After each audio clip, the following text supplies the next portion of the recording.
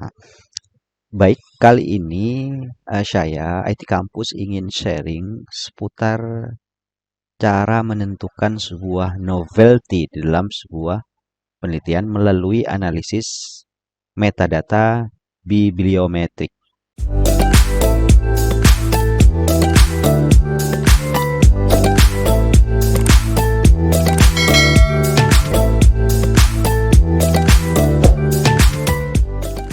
Baik, dalam proses analisis bibliometrik, pertama kita tentukan ide kita, tentu menyesuaikan terhadap ide pada kemampuan kita.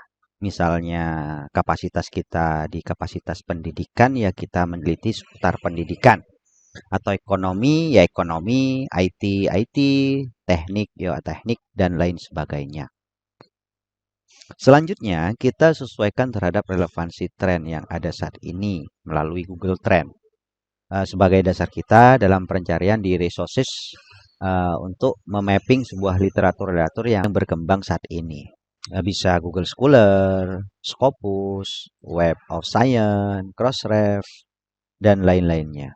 Biasanya saya memakai aplikasi Publish or Perish. Setelah mendapatkan resource-resource atau literatur-literatur yang berkembang saat ini, saya biasanya mapping melalui Force Viewer. Tujuannya apa? Untuk memetakan sebuah penelitian-penelitian, potensi apa yang perlu kita teliti saat ini agar memunculkan sebuah novelty tadi. Tentu melihat riset fenomena yang berkembang juga dengan adanya riset fenomena ini memunculkan sebuah gap penelitian yang bisa kita angkat sebagai novelty itu sendiri gitu.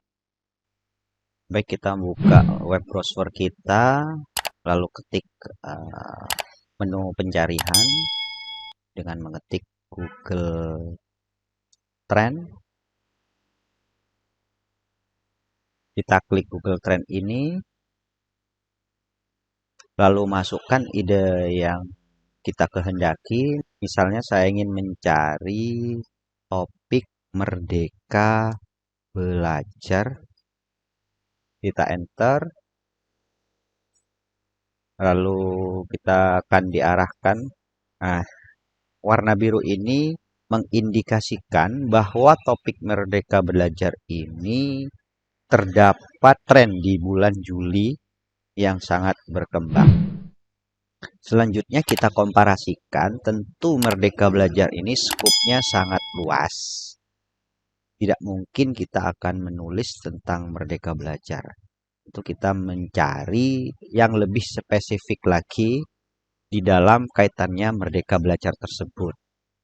Misalnya kita ingin mencari di dalam Merdeka Belajar ini inovasi, misalnya pembelajaran.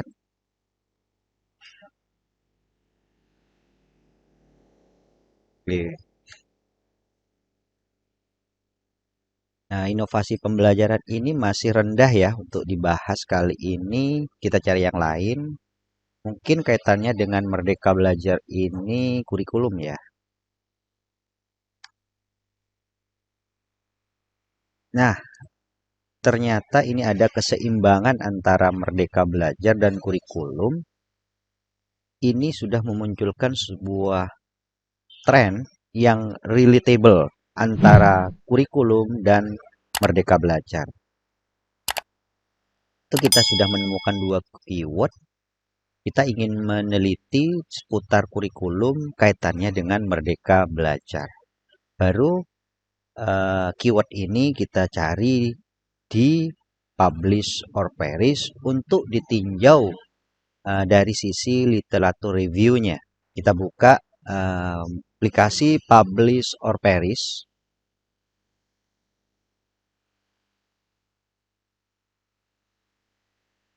Oke, kita mau pilih yang mana? Apa mau di Google Scholar?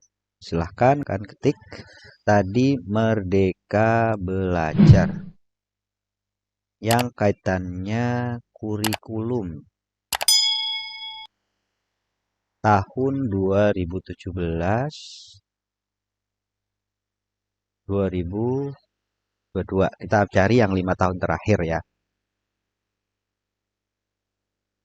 Ini kita akan mencari maksimum pencarian 1000 penelitian ya. Jadi kalau kalian ingin membatasi, itu bisa diedit ini ya, di maksimum number ini bisa dirubah menjadi 200 atau 300, 500 gitu. Tapi kita ini terlanjur 1000, kita pakai yang 1000 aja, kita sambil nunggu.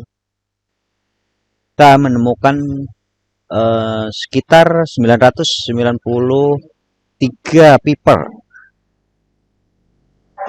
ya.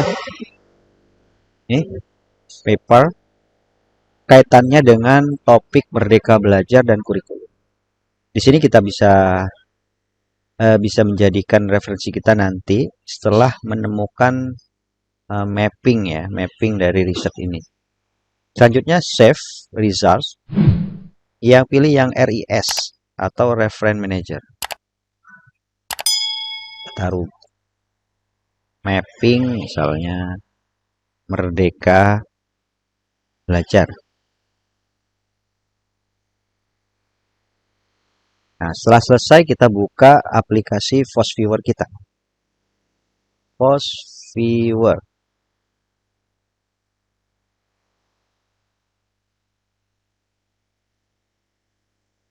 Ini sih minimize dulu ya. Nah, ini adalah interface dari aplikasi FOSS-Viewer. Ini untuk melihat nanti hasilnya network visualization-nya di sini. Ini overlay visualization. Nah, ini density visualization-nya di sini. Ayo pertama kita buka yang grid ini. Kita pilih yang paling bawah ya. Kita pilih yang grid map based on text data. Jadi kita narik datanya melalui teks data. Teks data bisa melalui judul, abstrak, dan keyword juga gitu. Jadi kalau misalnya yang pakai bibliographic ini biasanya mengambil dari judul, author, dan keyword aja. Jadi kalau misalnya di yang kita import format RIS-nya tidak ada keywordnya, di situ tidak akan kehitung. Namun kalau di sini ini pastinya di abstrak itu keyword itu akan muncul di situ. Ini saya biasanya pakai yang bawah ini karena ini hanya sekedar alat bantu untuk mengarahkan kita dalam rangka meyakinkan kita bahwa menulis itu mencari sebuah kesenjangan antara penelitian sebelumnya begitu. Baru kita next.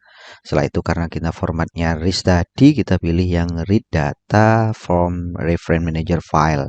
Jadi hasil dari reference manager tadi kita import melalui aplikasi ini, menu ini. Kita next, baru format RIS-nya kita upload di sini hasil save data tadi ya. Tadi kebetulan kita save di mapping ini ya, di desktop mapping Merdeka Belajar. Pilih OK, baru next. Nah, ini karena kita pakai teks data agar semuanya bisa tercover. Ini pakai yang title and abstract gitu. Ini biarin aja, centang. Next. Sambil nunggu. Nah, ini kita pilih yang biner. Maksudnya biner counting ini adalah kalau binary itu 0 dan 1 ya. Kalau nggak ada ya 1. Kalau misalnya lebih dari 1 itu akan dihitung 1 gitulah sederhananya. Tapi kalau full counting misalnya ada satu keyword yang jumlahnya lebih 10 misalnya itu tetap akan terhitung banyak. Beda dengan counting ini. Kalau misalnya kata Merdeka Belajarnya ada 10 di situ akan dihitung satu aja gitu. Yang penting type-nya sama gitu. Ini bisa pilih yang 5 aja mungkin agar ini banyak ya. Seperti ini. Nah, 5 ntar. Nah, jika 5 ini akan lebih banyak menjadi 106. dari tem 4851 ini menghasilkan 105 mid ya. Next. Ini biarin aja default. Dan next. Ini hasil teks ya. Teks yang diolah oleh Voice Viewer ini.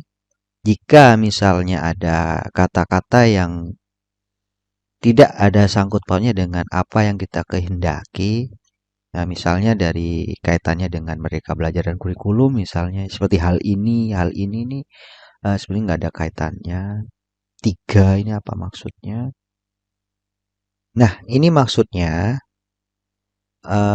ini jumlah kata yang ditemukan dari 900 paper itu muncul sekian. 147 misalnya tentang MBKM ini. Ini ada istilah MBKM dari apa yang kita import tadi itu terdiri dari 147 gitu.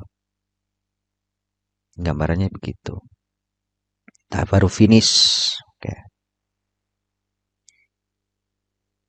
Nah, setelah tervisualisasi seperti ini, di sini sudah mendapat gambaran dari Merdeka Belajar ini dapat ditemukan macam-macam jejaring ya, jejaring penelitian yang terjadi melalui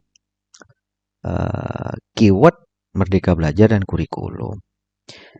Ini dari keyword ini ya, dari Merdeka Belajar ini kaitannya dengan edukatif sangat jauh ya hubungannya dengan kurikulum di sini.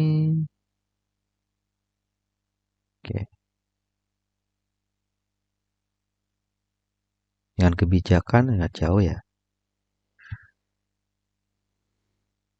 Nih kurikulum ada di sini. Ke sekolah, ke sekolah pembelajaran dan agak jauh kesenjangan kurikulum kebetulan ada.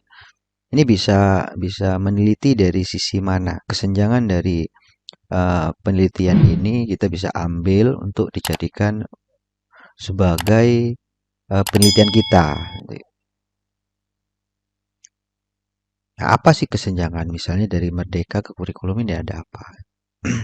Kalau dari sisi ini sudah banyak ya ke sekolah, ini implementasi sudah masuk ya. Jadi kurikulum implementasi ke sekolah, udah mulai ada riset-riset konsep. Mungkin kita bisa kurikulum Merdeka by e-learning misalnya. Ini belum ada ya sepertinya. Kita bisa ambil dari sisi itu. Atau kewirausahaan. Padahal Merdeka Belajar itu ada istilahnya kewirausahaan.